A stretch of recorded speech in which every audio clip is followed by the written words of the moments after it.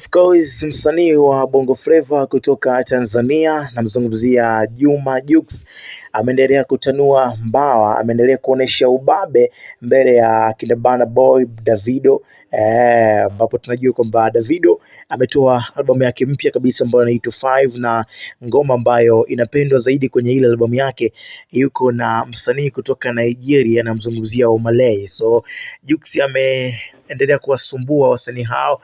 So Jux ameendelea kutoa elimu na ameendelea kutoa shout out kwa sababu alichokifanya ni kikubwa zaidi, ambapo Jux ameshika nafasi ya kwanza kwenye mtandao wa YouTube kwa upande wa Nigeria. So hii ni kubwa kwa upande wa Juma Jux, ameweza kuwashinda wasanii kama Davido na Omalay ambao wameachia ngoma yao mpya inaitwa Wish You, lakini pia Shalpop na Burna Boy ngoma inaitwa Lalo Remix, lakini Ayra Starr na Wizkid ngoma inaitwa We Give Me That usubana, na nne ni Fola Kiss Daniel ngoma inaitwa Roast. So Juma Jux ambaye amemshirikisha msanii anaitwa Final kutoka Nigeria ameendelea kushika nafasi ya kwanza katika platform ya YouTube pale kwa nafasi ya kwanza. So hii ni kubwa zaidi kwa msanii Juma Jux kwa upande wake, kwa sababu so rahisi kuweza kushika nafasi za juu kiasi hiko kwa upande wa Nigeria. So ni design fulani kama Jux ameanza kujipata hivi kwenye upande wa soko la nje,